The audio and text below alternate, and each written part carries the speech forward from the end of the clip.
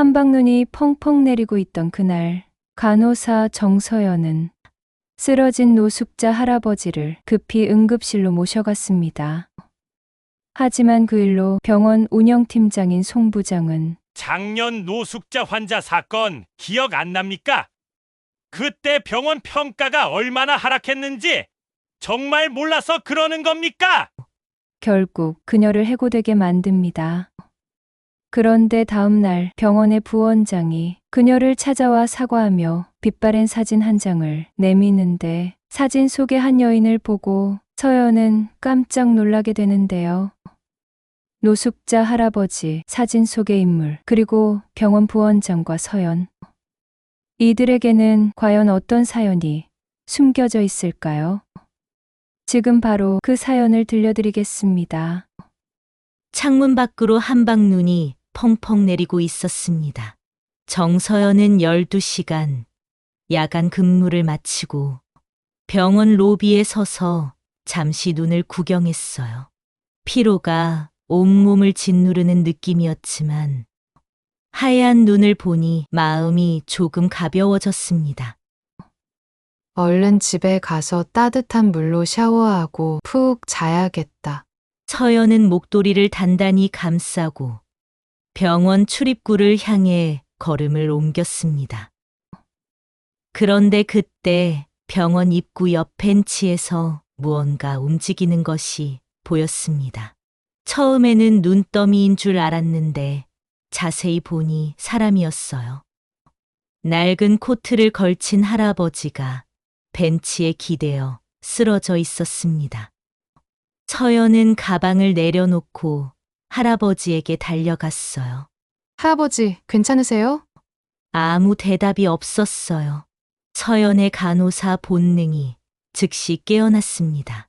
얼굴은 창백했고 입술은 파랗게 변해 있었습니다. 서연은 즉시 맥박을 짚었습니다. 불규칙하게 뛰는 심장 그리고 혈압도 낮아 보였습니다. 심장 부정맥이네. 서연의 머릿속에서 경고음이 울렸습니다. 그대로 두면 위험했어요. 재빨리 병원 응급실로 도움을 청하러 뛰어갔습니다. 응급환자예요. 병원 입구에 노숙자로 보이는 할아버지가 쓰러져 있어요. 심장 부정맥 증상이 심해요. 곧 응급팀이 출동했고 할아버지는 병원 안으로 이송되었습니다. 서연은 퇴근 시간이 지났지만 본능적으로 응급실을 따라 들어갔어요. 정 간호사님, 퇴근하셨잖아요. 이제 저희가 할게요. 동료 간호사가 말했지만 서연은 고개를 저었습니다. 괜찮아요. 제가 발견했으니 끝까지 지켜보고 싶어요. 서연은 피로도 잊은 채 노숙자 할아버지의 상태를 확인했습니다. 심전도를 보니 예상대로 심방세동이 확인되었습니다. 의사의 지시에 따라 약물을 투여하고 할아버지의 상태를 안정시키는 데 집중했어요. 노숙자 할아버지의 낡은 옷을 벗기면서 서연의 눈에 눈물이 고였습니다. 몸은 여위어 있었고 곳곳에 오래된 상처가 있었습니다.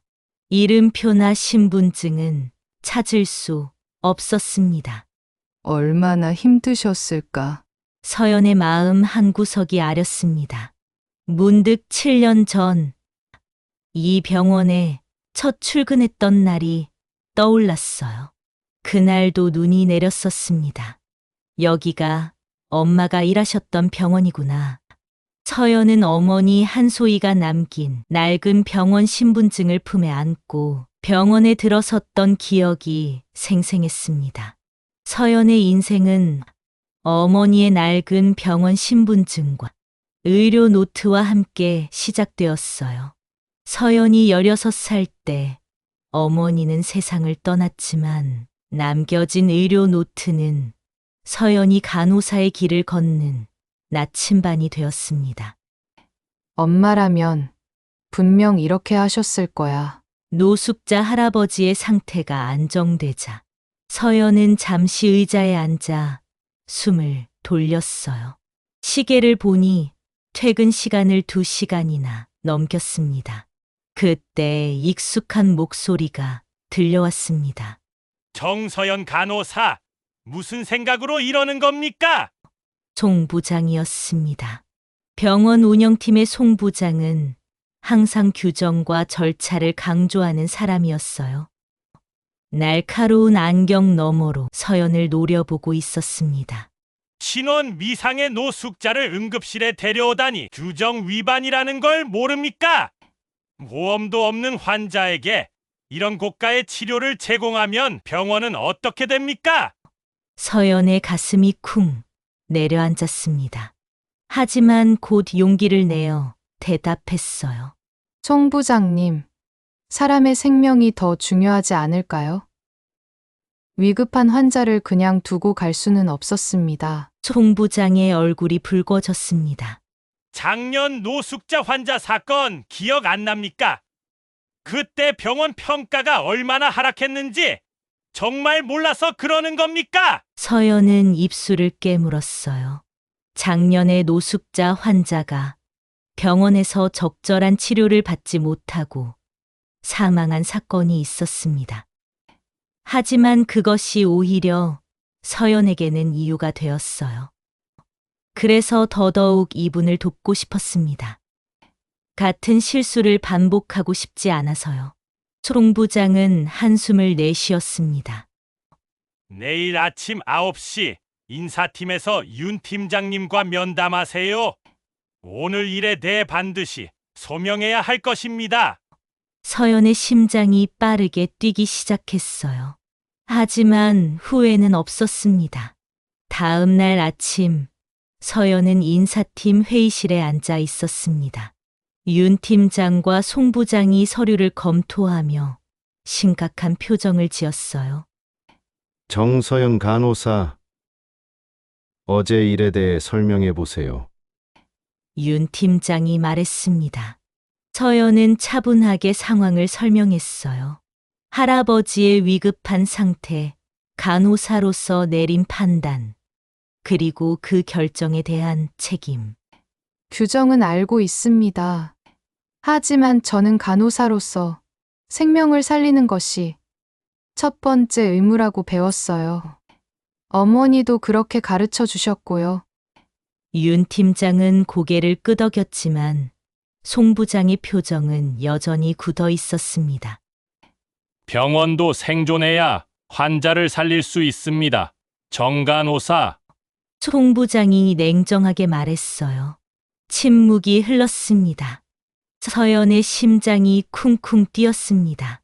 정서연 씨, 당신의 가치관은 존중합니다. 하지만 병원의 규정을 명백히 위반했어요. 즉시 해고 처분입니다. 윤 팀장의 말에 서연의 귀가 윙하고 울렸습니다. 예상은 했지만 실제로 들으니 가슴이 무너지는 느낌이었어요. 그래도 서연은 담담히 받아들였습니다. 네, 이해합니다. 하지만 같은 상황이 또 온다면 저는 똑같이 행동할 거예요. 병원을 나오는 서연의 눈에서 눈물이 흘렀습니다. 로커에서 짐을 정리하는 동안 동료들이 위로를 건넸어요. 서연아, 너무 억울해. 넌 정말 훌륭한 간호사인데. 서연은 미소를 지었습니다. 괜찮아요. 제가 믿는 대로 행동했으니까요. 서연은 가방에서 어머니의 낡은 의료 노트를 꺼내 잠시 들여다보았어요. 첫 페이지의 문구가 눈에 들어왔습니다. 항상 환자를 먼저 생각하렴. 규칙보다 중요한 것은 눈앞의 생명이란다. 서연의 입가에 작은 미소가 번졌습니다. 병원을 나서는 서연의 어깨에 눈이 소복이 쌓였습니다. 낯설고 두려운 미래가 기다리고 있었지만 서연의 발걸음은 의외로 가벼웠습니다. 마치 어머니가 어딘가에서 지켜보고 있는 것 같은 기분이 들었어요. 눈발 사이로 희미하게 미소 짓는 어머니의 얼굴이 떠오르는 듯 했습니다. 병원은 평소와 다를 바 없이 분주했습니다. 간호사들은 바쁘게 환자들을 돌보고 의사들은 진료실을 오가며 치료에 집중했습니다. 하지만 오늘은 뭔가 다른 점이 있었습니다. 병원 복도에 낯선 긴장감이 흐르고 있었어요. 이준혁 부원장이 갑자기 응급실을 방문한 것이었습니다. 준혁은 평소에는 행정 업무에만 집중하는 스타일이었어요. 환자를 직접 만나거나 의료진과 소통하는 일은 거의 없었습니다. 그런 준혁이 오늘 아침부터 응급실을 서성이고 있었습니다. 어젯밤에 들어온 노숙자 환자 상태는 어떻습니까? 그의 질문에 응급실 의료진들은 의아한 표정을 지었어요. 부원장이 신원 미상의 노숙자에게 관심을 보이는 것은 매우 이례적인 일이었으니까요. 안정적인 상태입니다. 심장 부정맥이 있었지만 치료 후 많이 호전되었습니다. 준혁의 눈빛이 예리해졌습니다. 그는 고개를 끄덕이고는 보안실로 향했어요. 무언가 확인하고 싶은 게 있는 듯 했습니다. 보안실에 도착한 준혁은 직원에게 부탁했어요. 어젯밤 병원 입구 CCTV 영상을 볼 수 있을까요? 특히 노숙자가 발견된 시간대요. 화면에는 눈 내리는 병원 입구가 보였습니다. 서연이 퇴근하는 모습, 그리고 쓰러진 노숙자를 발견하고 달려가는 장면이 차례로 나왔어요. 준혁은 화면을 더 가까이서 보려고 몸을 숙였습니다. 그때였어요. 준혁의 얼굴이 하얗게 변했습니다. 마치 유령을 본 것처럼 그의 손이 떨렸어요. 확대해 주세요. 저기 노숙자 얼굴이요.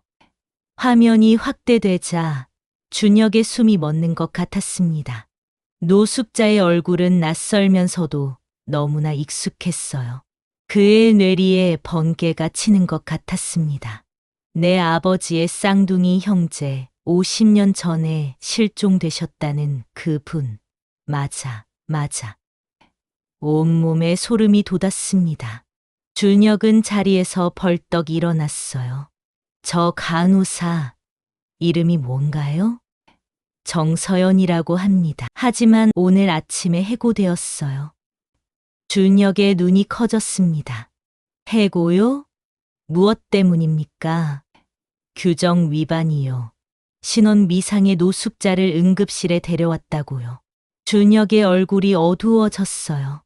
그는 서둘러 병원장실로 향했습니다. 그리고 비서에게 명령했어요. 정서연 간호사를 당장 찾아주세요. 연락처, 주소, 뭐든지 필요합니다. 오늘 중으로 만나야 합니다. 비서는 당황한 표정이었지만 준혁의 진지한 표정에 곧바로 움직였습니다. 한편 서연은 아파트에 혼자 앉아 있었어요. 창밖으로 여전히 눈이 내리고 있었습니다. 따뜻한 차 한 잔을 마시며 생각에 잠겼어요. 이제 어떻게 해야 하지? 새 직장을 알아봐야 할까? 그때 전화벨이 울렸습니다. 낯선 번호였어요. 여보세요? 정서연 님 맞으신가요?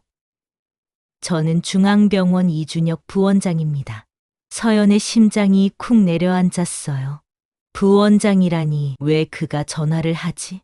맞습니다만 무슨 일이신지요? 급한 일이 있습니다. 가능하시면 오늘 저를 만나 주실 수 있을까요?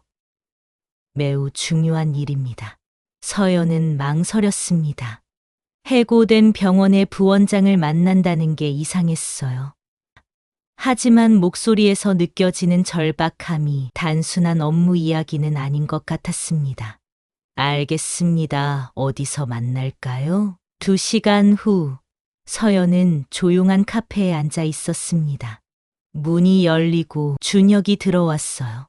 평소 TV에서 보던 것보다 더 젊고 날카로운 인상이었습니다. 정서연 씨, 먼저 불합리한 해고에 대해 사과드립니다. 그건 잘못된 결정이었어요. 서연은 놀랐습니다. 예상치 못한 사과에 어떻게 반응해야 할지 몰랐어요. 감사합니다만, 갑자기 저를 찾으신 이유가 있으실 것 같은데요. 준혁은 깊은 숨을 들이마셨습니다. 그리고 조심스럽게 서류 봉투를 꺼냈어요. 어젯밤 구하신 노숙자 할아버지. 그분은 제 작은아버지이십니다. 50년 전에 실종되셨던 분이에요. 서연의 눈이 커졌습니다. 예상치 못한 말에 입이 벌어졌어요. 정말요? 어떻게 아셨어요? CCTV를 보고 알았습니다. 아버지와 똑같은 얼굴이셨어요. 쌍둥이 형제니까요. 준혁의 손이 미세하게 떨렸습니다.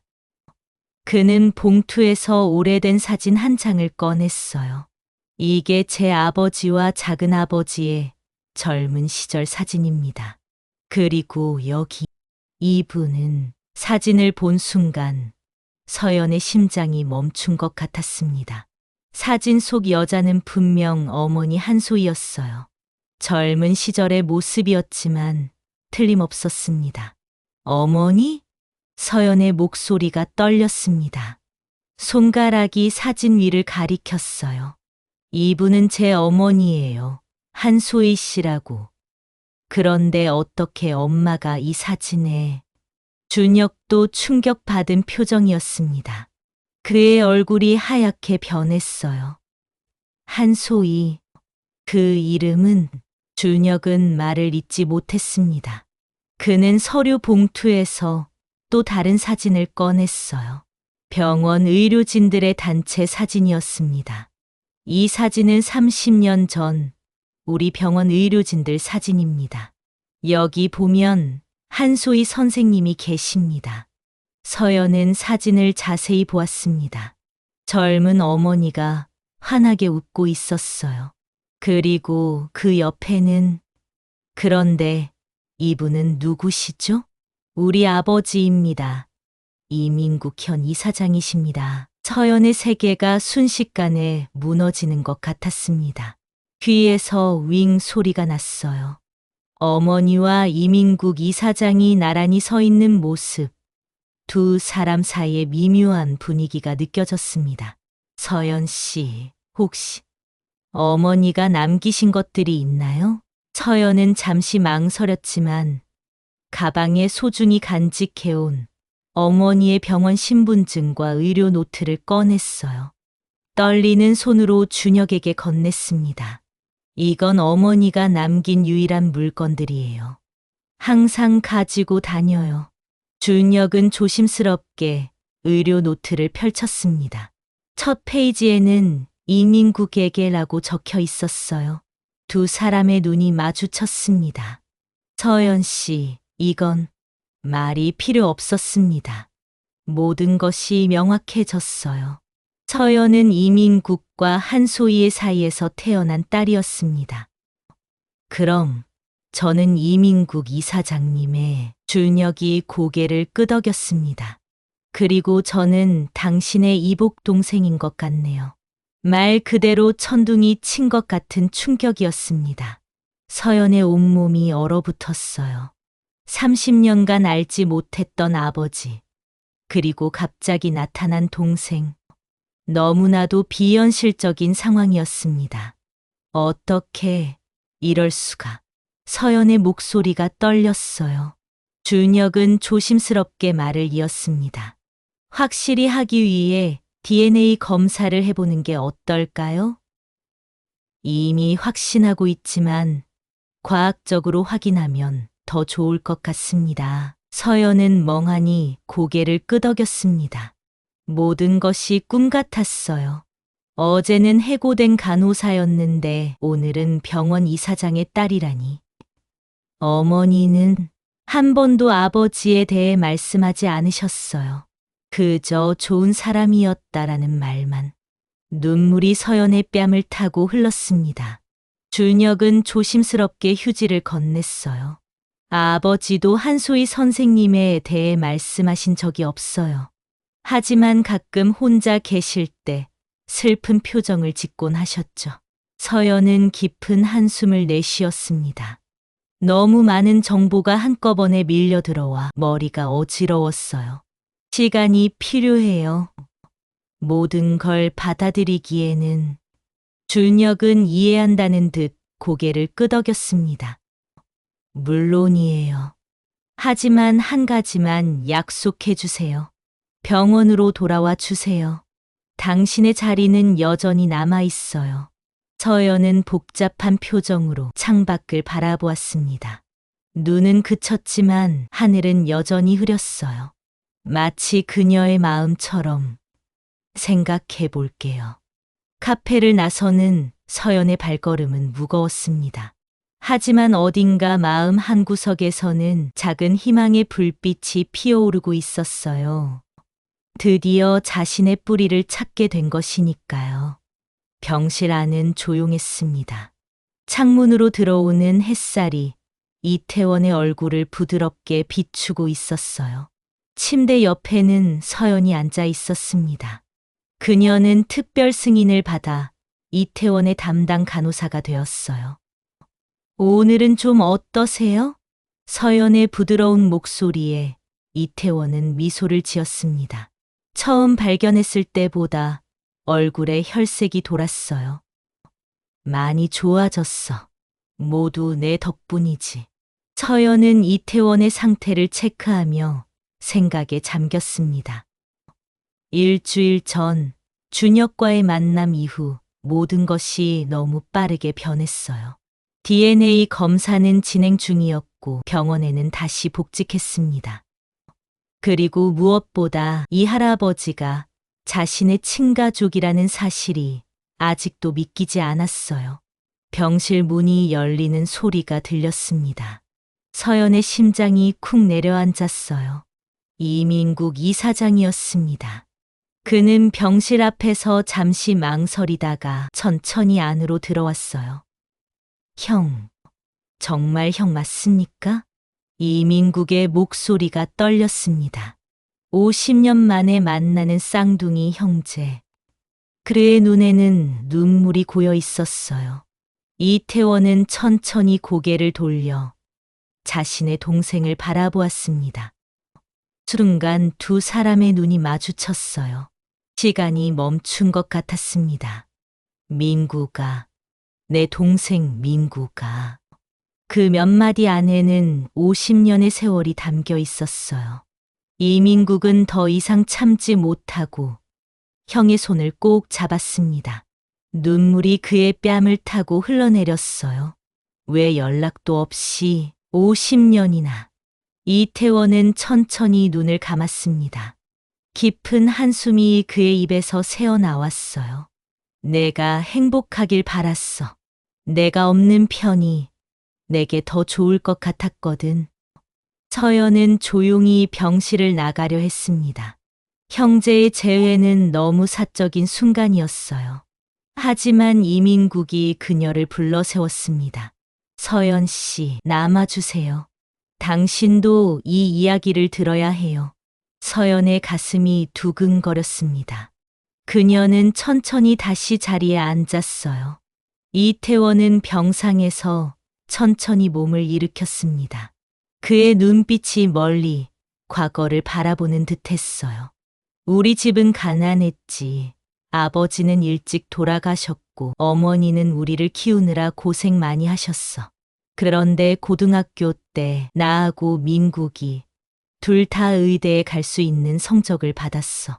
이태원의 목소리가 떨렸습니다. 오래된 기억을 끄집어내는 것이 고통스러운 듯했어요. 하지만 우리 집은 둘 다 보내줄 수 있는 형편이 안 되었어. 어머니는 고민하셨어. 그때 내가 결정했지. 민국이가 의사가 되면 좋겠다고 말야. 이민국의 눈에서 눈물이 쏟아졌습니다. 그는 형의 손을 더 꼭 잡았어요. 형, 그런 사실이 있었어요. 어머니는 형이 스스로 다른 길을 택했다고 하셨는데 이태원은 쓸쓸하게 미소 지었습니다. 그렇게 말씀하셨을 거야. 내가 부탁했으니까 넌 죄책감 없이 공부에만 집중하길 바랐어. 서연의 가슴이 아팠습니다. 이태원의 희생이 느껴졌어요. 그는 계속해서 이야기를 이어갔습니다. 난 군대에 갔다가 여러 일을 전전했어. 그러다 우연히 내가 유명한 의사가 되었다는 소식을 들었지. 너무 자랑스러웠단다. 이민국은 고개를 숙였습니다. 그의 어깨가 흔들렸어요. 그런데 왜 찾아오지 않으셨어요? 제가 얼마나 형을 찾았는지. 이태원의 눈에도 눈물이 고였습니다. 내 인생에 방해가 될까봐 두려웠어. 성공한 의사한테 이런 불량한 형이 있다는 걸 알면 내 평판에도 안 좋을 것 같았고. 서연은 이태원의 손을 조심스럽게 잡았습니다. 따뜻함을 전하고 싶었어요. 이민국은 깊은 한숨을 내쉬었습니다. 그리고 서연을 바라보았어요. 서연 씨, 이제 당신에게도 이야기할 차례예요. 서연의 심장이 빠르게 뛰기 시작했습니다. 이민국의 목소리가 부드러워졌어요. 한소희, 그녀는 내 의대 시절 동기였어요. 가장 총명하고 아름다운 여학생이었죠. 갑자기 이민국의 표정이 밝아졌습니다. 마치 젊은 시절로 돌아간 것 같았어요. 처음 그녀를 봤을 때 내 인생이 바뀔 거라고 느꼈어요. 우리는 함께 공부했고 차츰 가까워졌었죠. 서연은 숨을 죽이고 들었습니다. 한 번도 들어본 적 없는 어머니의 이야기였어요. 우리는 사랑에 빠졌어요. 졸업 후 결혼하기로 약속했죠. 하지만 이민국의 목소리가 떨렸습니다. 우리 집안에서 반대했어요. 당시 부모님들끼리 저 몰래 정해놓은 결혼 상대가 있었고, 저는 그 병원을 물려받을 후계자였지요. 어머니는 심장병으로 위독하셨기 때문에 제가 효도하길 바라셨지요. 괴로운 표정이 이민국의 얼굴을 덮었습니다. 결국 저는 소희와 헤어졌어요. 그게 제 인생 최대의 실수였어요. 서연의 마음에 작은 분노가 일었습니다. 하지만 이민국의 눈에 진심 어린 후회가 담겨 있는 것을 보니 화를 내기도 어려웠어요. 헤어진 후 소희가 임신했다는 것은 상상도 못했어요. 그녀는 혼자서 당신을 낳고 키우기로 결심했던 거예요. 서연의 눈에서 눈물이 흘러내렸습니다. 어머니가 얼마나 힘들었을지 상상할 수 있었어요. 어머니는 한 번도 아버지를 원망하지 않으셨어요. 오히려 좋은 기억만 제게 말씀하셨죠. 이민국은 고개를 깊이 숙였습니다. 소희는 항상 그런 사람이었어요. 너무 선하고 이해심이 많았어요. 제가 그녀를 찾았을 때는 이미 세상을 떠난 뒤였죠. 병실에 무거운 침묵이 흘렀습니다. 각자의 생각에 잠겨 있었어요. 이때 준혁이 문을 열고 들어왔습니다. 그의 얼굴에는 긴장감이 가득했어요. DNA 검사 결과가 나왔습니다. 모두의 시선이 준혁에게로 향했습니다. 서연의 심장이 터질 것 같았어요. 결과는 양성입니다. 서연 씨는 확실히 아버지의 딸이 맞아요. 서연의 세계가 흔들렸습니다. 이미 예상했던 사실이었지만 과학적으로 확인되니 현실감이 밀려왔어요. 그녀는 이민국을 바라보았습니다. 그의 눈에는 기쁨과 슬픔이 교차하고 있었어요. 서연 씨, 아니, 내 딸. 이민국은 조심스럽게 서연에게 다가갔습니다. 그녀를 안아도 될지 망설이는 것 같았어요. 서연은 심호흡을 했습니다. 가슴 속에서 수많은 감정들이 소용돌이쳤어요.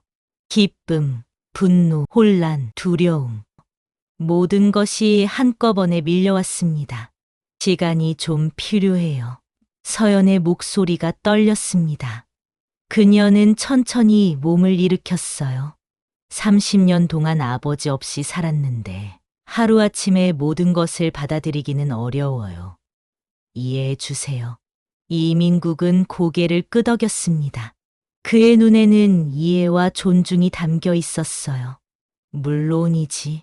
내가 원하는 만큼 시간을 가져도 좋아. 나는 여기 있을게. 서연은 문 쪽으로 걸어갔습니다. 그리고 잠시 멈춰 서서 뒤를 돌아보았어요. 어머니는 끝까지 아버님을 사랑하셨어요. 그것만은 알아주셨으면 합니다. 이 말을 남기고 서연은 병실을 나갔습니다.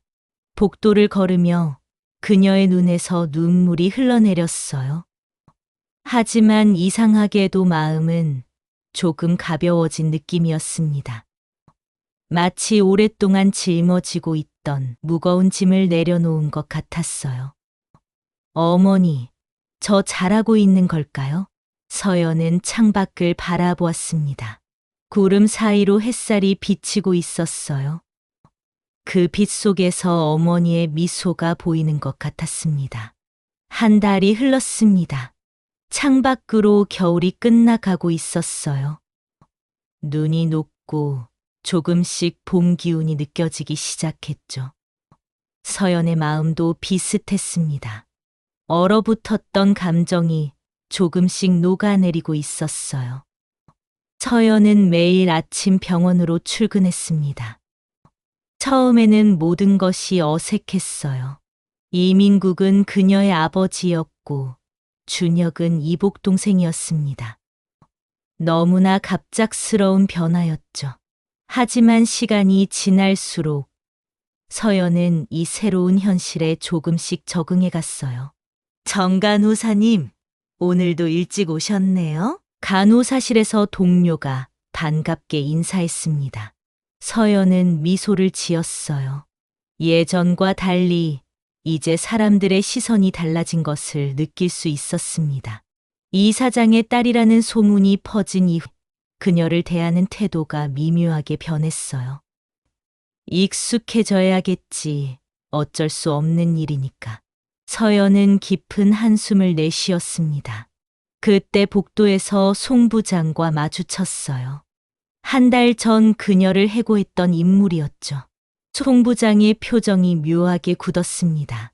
정간호사, 잠시 이야기 좀 할 수 있을까요? 서연의 가슴이 쿵 내려앉았습니다. 무슨 이야기를 할지 짐작이 안 갔어요. 둘은 조용한 회의실로 들어갔습니다. 저기, 이전 일에 대해 사과드리고 싶었어요. 송 부장의 예상치 못한 말에 서연은 놀랐습니다. 그의 목소리는 평소에 딱딱함이 없었어요. 규정만 생각했던 제 태도가 잘못되었습니다. 정말 죄송합니다. 서연은 무슨 말을 해야 할지 몰랐어요. 송 부장이 이렇게 부드러운 말투를 쓰는 것은 처음 보는 일이었습니다. 괜찮습니다. 각자의 입장이 있었으니까요. 송 부장은 고개를 숙였습니다. 서연은 조심스럽게 손을 내밀어 송 부장의 팔에 얹었습니다. 송 부장님, 제 아이디어 하나 들어보실래요? 그날의 그 사건 이후 서연은 취약계층을 위한 의료 지원 공간, 규정과 현실 사이에서 균형을 찾는 새로운 시스템을 꿈꿨습니다. 그게 바로 희망케어 센터라는 아이디어였어요. 송 부장은 이 아이디어에 적극적인 응원과 지지를 보내주었습니다. 서연은 점심시간을 이용해 준혁도 만났어요. 카페테리아에서 이야기를 나누는 두 사람의 모습은 여전히 어색했지만 예전보다는 편안해 보였습니다. 서연은 희망케어 센터에 대한 구상을 열정적으로 설명했습니다. 취약계층 환자들이 부담 없이 치료받을 수 있는 공간, 의료진들이 자원봉사로 참여하는 시스템, 기업과 정부의 지원을 받는 지속 가능한 모델. 준혁의 눈이 점점 커졌습니다. 그의 표정에서 감탄을 읽을 수 있었어요. 정말 훌륭한 아이디어예요. 그런데 이사회를 설득하기가 쉽지 않을 거예요. 서연은 결연한 표정으로 고개를 끄덕였습니다. 알아요. 그래도 시도해 볼 가치가 있다고 생각해요. 준혁 씨가 도와주면 더 좋겠고요. 준혁의 입가에 미소가 번졌습니다. 처음으로 형제 같은 연대감이 느껴지는 순간이었어요. 함께 하겠습니다. 누나. 누나라는 단어에 서연의 심장이 살짝 뛰었습니다. 아직 익숙하지 않은 호칭이었지만 따뜻함이 느껴졌어요. 이틀 후 서연과 준혁은 이사회 앞에 섰습니다. 긴장된 표정의 서연과 달리 준혁은 의외로 차분해 보였어요. 희망 케어 센터는 단순한 자선 사업이 아닙니다. 서연의 목소리가 회의실에 울려 퍼졌습니다. 처음에는 떨렸지만 점점 확신에 찬 목소리로 변했어요. 이것은 우리 병원의 사회적 책임을 다하는 동시에 새로운 의료 모델을 제시하는 혁신이 될 것입니다. 이사들의 표정은 회의적이었습니다. 하지만 서연은 굴하지 않았어요. 그녀는 준비해온 데이터와 경제적 타당성 분석을 제시했습니다. 케어센터를 통해서 저소득층 환자들의 건강이 개선되면 장기적으로 의료 비용이 절감될 것입니다. 또한 병원의 이미지 향상 효과도 있습니다. 준혁이 옆에서 서연의 말을 보충했습니다. 그의 경영적 시각과 서연의 의료 현장 경험이 절묘하게 어우러졌어요. 이민국 이사장은 조용히 두 사람의 발표를 지켜보았습니다. 그의 눈에는 자부심이 가득했어요. 표결을 하겠습니다. 팽팽한 침묵이 흘렀습니다. 서연의 심장이 터질 것 같았어요. 1명, 2명, 계속해서 손이 올라갔습니다. 반대 의견도 있었지만 최종적으로 희망 케어 센터안은 통과되었어요. 서연의 눈에 눈물이 고였습니다. 꿈만 같았어요. 준혁이 그녀의 어깨를 살짝 두드렸습니다. 해냈네요, 누나. 한 달 후 병원 1층 한쪽에 희망 케어 센터가 문을 열었습니다. 작지만 깨끗하고 따뜻한 공간이었어요. 서연은 감격에 찬 표정으로 센터를 둘러보았습니다. 이민국이 조용히 서연의 옆에 섰습니다. 서연은 아버지를 바라보았습니다.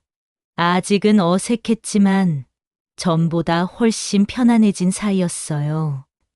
개소식에는 많은 의료진과 지역 주민들이 참석했습니다. 송부장도 자원봉사자로 등록했어요. 제가 도울 일이 있을까요? 정 간호사님? 서연은 미소를 지었습니다. 케어센터는 개소 첫날부터 많은 환자들로 붐볐습니다. 서연은 쉴 새 없이 환자들을 돌보았어요. 힘들었지만 이상하게 마음은 가벼웠습니다. 저녁이 되어 센터가 조용해질 무렵 서연은 잠시 휴식을 취했습니다. 창밖을 보니 하늘이 붉게 물들어 있었어요. 문득 누군가가 다가오는 발소리가 들렸습니다. 수고했어요, 누나. 준혁이었습니다. 그의 손에는 따뜻한 커피 2잔이 들려 있었어요. 고마워. 오늘 정말 바빴지? 두 사람은 나란히 앉아 커피를 마셨습니다. 처음엔 어색했던 남매 관계가 조금씩 자연스러워지고 있었어요. 두 사람의 웃음소리가 센터에 울려 퍼졌습니다. 그때 준혁의 표정이 진지해졌어요. 작은아버지 상태가 많이 좋아지셨대요. 서연의 마음이 따뜻해졌습니다. 내일 같이 병문안 가는 거 어때? 준혁은 환하게 웃으며 고개를 끄덕였습니다. 서연은 문득 깨달았어요. 그녀는 이제 혼자가 아니었습니다. 어머니가 떠난 후 줄곧 혼자였던 그녀에게 이제 가족이 생겼어요. 센터의 창문에 비친 자신의 모습을 바라보며 서연은 생각했습니다. 어머니, 저 잘하고 있죠? 이제 저도 가족이 생겼어요. 그리고 어머니의 꿈도 이루고 있고요. 밖에서는 봄바람이 불어오고 있었습니다. 겨울이 가고 새로운 계절이 오는 것처럼 서연의 인생에도 새로운 시작이 찾아온 것 같았어요. 봄이 완연했습니다. 병원 앞 가로수에는 연두빛 새싹이 돋아났고 화단에는 봄꽃들이 피어나기 시작했어요. 자연만 변한 것이 아니었어요. 서연의 마음 속에도 봄이 찾아왔습니다. 희망 케어 센터 오픈 6개월. 상상 이상의 성과를 거두고 있었어요. 처음에는 작은 공간에서 시작했지만 이제는 병원 내 독립된 건물로 확장되었습니다. 서연은 이제 케어 센터의 총괄 책임자가 되었습니다. 간호사에서 관리자로 역할이 바뀌었지만 여전히 현장을 떠나지 않았어요. 그녀는 매일 환자들을 직접 만나고 대화했습니다. 지난달에는 의료혁신 모델로 희망케어 센터가 전국 뉴스에 소개되었는데 그 이후 각종 언론의 인터뷰 요청이 쇄도했습니다. 더 놀라운 일은 다른 병원들이 케어센터 모델을 벤치마킹하기 시작했다는 점이었어요. 서울, 부산, 대구, 전국 많은 병원에서 비슷한 시스템을 도입하기 시작했습니다. 누나, 잠시 괜찮으세요? 준혁이 서연의 사무실로 들어왔습니다. 6개월 전과 달리 이제 두 사람은 진짜 남매처럼 가까워졌어요. 무슨 일이야? 오늘 오후에 가족 치료 세션 있는 거 잊지 않으셨죠? 매주 목요일은 이태원, 이민구, 서연이 다 함께하는 가족 치료 시간이었어요. 그럼 당연히 기억하고 있지. 처음에는 어색했지만 이제는 서연이 일주일 중 가장 기다리는 시간이 되었습니다. 준혁의 얼굴에 미소가 번졌습니다. 그도 많이 변했어요. 예전에 딱딱하고 무표정한 부원장에서 이제는 훨씬 부드럽고 감정을 표현하는 사람이 되었습니다. 오후 3시 서연은 병원 치료실에 들어섰습니다. 이민국과 이태원이 이미 도착해 있었어요. 두 형제는 나란히 앉아 이야기를 나누고 있었습니다. 서연아, 왔구나. 이민국의 환한 미소가 서연을 반겼습니다. 이제는 아버지라고 부르는 게 자연스러웠지만 서연은 아직 어색했습니다. 치료사가 부드럽게 물었습니다. 오늘은 어떤 이야기를 나누어 보면 좋을까요?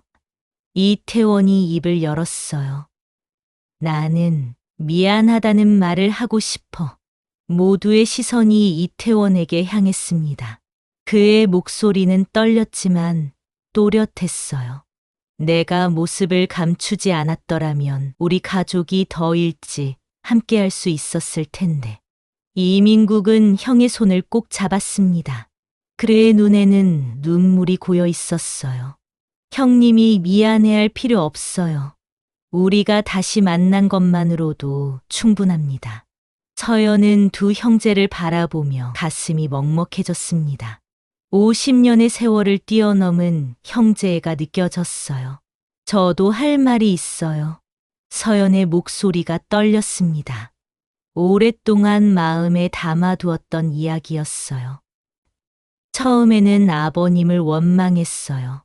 어머니와 저를 두고 가셨다고 생각했으니까요. 하지만 이제 알겠어요. 누구의 잘못도 아니었어요. 그저 각자의 상황과 선택이 있었을 뿐이죠. 이민국의 눈에서 눈물이 흘러내렸습니다. 그는 말없이 고개를 끄덕였어요. 치료 세션이 끝난 후 서연은 병원 옥상 정원으로 올라갔습니다. 그곳에는 작은 화단이 있었어요.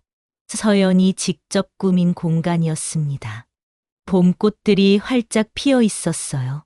잠시 후 이민국과 이태원이 함께 옥상으로 올라왔습니다. 세 사람은 말없이 나란히 서서 도시의 전경을 바라보았어요. 서연은 문득 병원 아래쪽을 바라보았어요. 희망 케어 센터 앞에서 송 부장이 환자들을 안내하고 있었습니다. 송 부장님도 많이 변하셨어요. 규정에 집착하던 그가 이제는 환자들의 손을 잡고 위로하는 모습이 낯설면서도 감동적이었습니다. 그녀 자신도 많이 변했어요. 혼자였던 간호사에서 이제는 가족과 함께하는 케어센터 책임자로 자신의 길을 당당히 걷고 있었습니다. 서연은 문득 자신의 모습이 어머니와 아버지를 닮았다는 생각이 들었어요. 어머니처럼 따뜻한 마음으로 환자를 대하고 아버지처럼 의료 시스템을 혁신하는 리더십. 두 사람의 장점이 서연 안에서 하나로 어우러지고 있었습니다. 이민국이 갑자기 말했습니다. 소중한 사람들을 이제 더 이상 놓치지 않을 거야. 약속할게. 서연은 아버지의 진심 어린 눈빛을 마주했습니다. 그의 눈에는 결연한 의지가 담겨 있었어요. 함께 걸어가요, 아버지. 처음으로 아버지라는 단어가 서연의 입에서 자연스럽게 흘러나왔습니다. 이민국의 눈이 커졌어요. 그리고 환하게 웃었습니다. 그래, 내 딸아. 세 사람은 함께 옥상을 나와 병원 앞길로 향했습니다. 벚꽃이 활짝 핀 길을 천천히 걸었어요. 분홍빛 꽃이 피 바람에 흩날렸습니다. 서연은 문득 이 모든 것이 그날 밤 쓰러진 노숙자를 발견한 순간부터 시작되었다는 것을 깨달았어요. 사소한 선택이 이렇게 큰 변화를 가져올 줄은 상상도 못했습니다. 따스한 봄바람이 그녀의 뺨을 쓰다듬었어요. 마치 어머니의 손길처럼 느껴졌습니다. 이태원, 이민국, 서연. 세 사람은 나란히 벚꽃길을 걸었습니다. 혈육보다도 선택과 이해, 용서로 맺어진 진정한 가족이었어요. 서연의 발걸음은 어느 때보다 가벼웠습니다. 병원 입구에 도착하니 희망 케어 센터에서 일하는 의료진들이 반갑게 인사했습니다. 그들의 얼굴에는 자부심이 가득했어요. 이제 이곳은 단순한 병원이 아니라 모두에게 희망을 주는 공간이 되었습니다. 서연은 문득 하늘을 올려다보았습니다. 구름 사이로 햇살이 쏟아져 내렸어요. 그녀의 입가에 미소가 번졌습니다. 우리 다 함께 더 멀리 가볼까요? 서연의 말에 이민국과 이태원이 고개를 끄덕였습니다. 세 사람의 그림자가 봄볕 아래 길게 이어졌어요. 그리고 그 끝에는 더 많은 희망이 기다리고 있었습니다. 오늘의 사연은 여기까지입니다. 재미있게 보셨다면 좋아요와 구독 꼭 부탁드립니다.